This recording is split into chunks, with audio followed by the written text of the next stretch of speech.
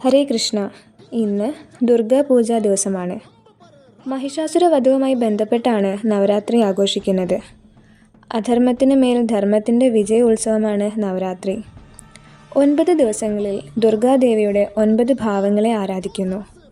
ദുർഗാദേവി മഹിഷാസുരനെ വധിച്ചതിലൂടെ അജ്ഞതയാകുന്ന അന്ധകാരം നശിച്ചു എന്നതിൻ്റെ സൂചനയായാണ് വിജയദശമി ദിനം സകല കലകളുടെയും വിദ്യാരംഭം കുറിക്കുന്നതിന് അനുയോജ്യമായി കണക്കാക്കപ്പെടുന്നത്. ആദ്യത്തെ 3 ദിവസം ദേവിയെ ദുർഗയായും, അടുത്ത 3 ദിവസങ്ങളിൽ ലക്ഷ്മിയായും, അവസാനത്തെ 3 ദിവസം സരസ്വതിയായും ആരാധിക്കുന്നു. ഈ ഭൗതിക ലോകം മുഴുവൻ ചലിക്കുന്നത് ദേവീശക്തിയാലാണ്. അതിനാൽ നമ്മൾ താമസിക്കുന്ന ഈ ബ്രഹ്മാണ്ഡം ദേവീധാമമെന്നാണ് അറിയപ്പെടുന്നത്.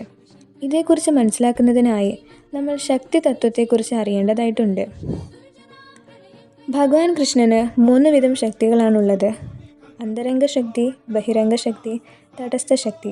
ഭഗവാന്റെ അടുത്ത് നിൽക്കുന്ന അന്തരംഗ ശക്തി, അതുപോലെ ഭഗവാനിൽ നിന്നും അകന്നു നിൽക്കുന്ന ബഹിരംഗ ശക്തിയും, പിന്നെ നമ്മൾ ജീവാത്മാക്കൾ തടസ്ഥ ശക്തിയുമാണ്.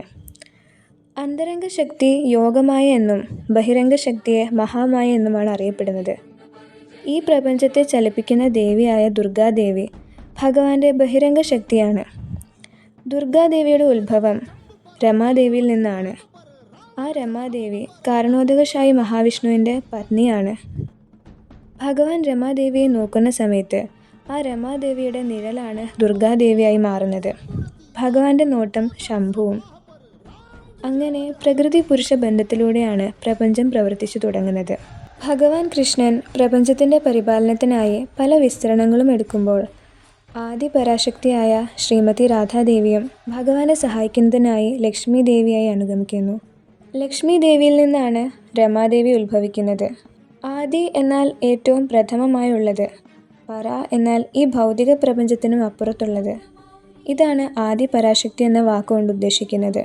ഈ ഭൗതിക ലോകത്തിൻ്റെ അധിപയായ ദേവിയാണ് ദുർഗാദേവി. സ്വന്തം ഇച്ഛയാൽ ബ്രഹ്മാണ്ഡങ്ങളെ സൃഷ്ടിക്കുവാനും പരിപാലിക്കുവാനും സംഹരിക്കുവാനും സാധിക്കും. എന്നാൽ എല്ലാം പരമപുരുഷനായ ഭഗവാന്റെ അധ്യക്ഷതയിലാണ് നടക്കുന്നത്. പരമപുരുഷനായ ഭഗവാന്റെ ആധ്യാത്മിക ലോകത്തു നിന്നും വ്യതിചലിച്ച് നിയമങ്ങൾ ലംഘിച്ച വ്യക്തി എത്തിച്ചേരുന്നത് ദേവിയുടെ നിയന്ത്രണത്തിലുള്ള ഭൗതിക ലോകത്താണ്.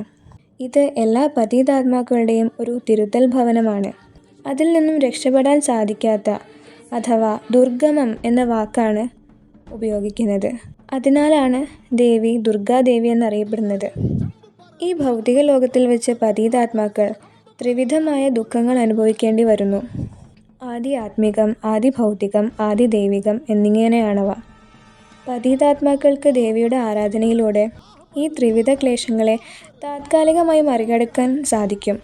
എന്നാൽ എപ്പോഴാണോ ഒരു ജീവാത്മാവ് പരിശുദ്ധ ഭക്തരുടെ സംസർഗം മൂലം തിരിച്ചറിയുന്നത് ഭൗതിക ലോകമല്ല നമ്മുടെ ഭവനം, ഇതിനപ്പുറത്ത് ഒരു ആധ്യാത്മിക ലോകമുണ്ടെന്നും ഈ ഭൗതിക ലോകത്തെ മറികടന്നാൽ മാത്രമേ നമ്മുടെ ക്ലേശങ്ങളിൽ നിന്നും എന്നേക്കുമായി മോചനം നേടുവാൻ കഴിയൂ, അങ്ങനെ സംസാരസാഗരത്തിൽ നിന്നും മോചനം നേടുന്നതിനായി ദുർഗാദേവിയെ ആരാധിക്കുന്ന ഭക്തർക്ക് ദേവി ഭഗവാൻ കൃഷ്ണനെ ആരാധിക്കുന്നതിനുള്ള അവസരങ്ങൾ നൽകുന്നു. തത്ഫലമായി ഭഗവാന്റെ ബഹിരംഗ ശക്തിയായ മഹാമായയിൽ നിന്നും മുക്തി നേടി ഭഗവാന്റെ അന്തരംഗ ശക്തിയായ യോഗമായ ദേവിയുടെ സംരക്ഷണത്തിന് കീഴിലേക്ക് ഈ ഭക്തർക്ക് മാറാൻ സാധിക്കും. ശ്രീമദ് ഭാഗവതത്തിൽ പറയുന്ന ജഡഭരതൻ്റെ ചരിതത്തിൽ ദേവി ഉപാസകനായ വ്യക്തി ഭഗവാന്റെ ഭക്തനായ ജഡഭരതനെ ബലിയർപ്പിക്കാൻ ശ്രമിച്ചപ്പോൾ ദേവി സ്വന്തം ഉപാസകനായ ഭക്തനെ തന്നെ വധിച്ച ചരിതമുണ്ട്. അതിലൂടെ നമുക്കിത് വ്യക്തമാക്കാൻ സാധിക്കുന്നു. ഏതൊരു കാര്യത്തിനും വിജയം ലഭിക്കുവാൻ ജഗന്മാതാവായ ദേവിയുടെ അനുഗ്രഹം അത്യന്താപേക്ഷിതമാണ്. അതുകൊണ്ട് തന്നെ മഹാഭാരത യുദ്ധത്തിന് തൊട്ടു മുൻപ് ഭഗവാൻ കൃഷ്ണൻ അർജുനനോട് വിജയ ദുർഗയെ ആരാധിക്കുവാനായി പറഞ്ഞു. അർജുനൻ്റെ ആരാധനയിൽ സംപ്രീതിയായ ദേവി പ്രത്യക്ഷപ്പെട്ട് അനുഗ്രഹിച്ചുകൊണ്ട് പറഞ്ഞു: സാക്ഷാൽ പാർത്ഥസാരഥി നിന്നോടൊപ്പം ഉള്ളപ്പോൾ നിന്റെ വിജയം സുനിശ്ചിതമാണ്. പാർത്ഥ, എങ്കിലും എൻ്റെ സേവനമെന്ന നിലയിൽ ഞാൻ അങ്ങേക്ക് എല്ലാ അനുഗ്രഹങ്ങളും നൽകുന്നു.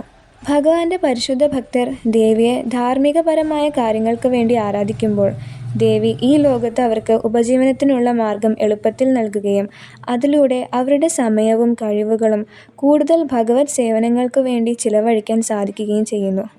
അതിലൂടെ ഭഗവത് ധാമത്തിൽ എത്തിച്ചേരുന്നതിനായി വഴിയൊരുക്കുന്നു. അതിനാൽ ഇന്നത്തെ ദിവസം നമുക്ക് ദേവിയോട് ഈ സംസാരസാഗരം മറികടക്കുന്നതിനുള്ള മാർഗം കാണിക്കണമേ എന്ന് പ്രാർത്ഥിക്കാം. ഹരേ കൃഷ്ണ.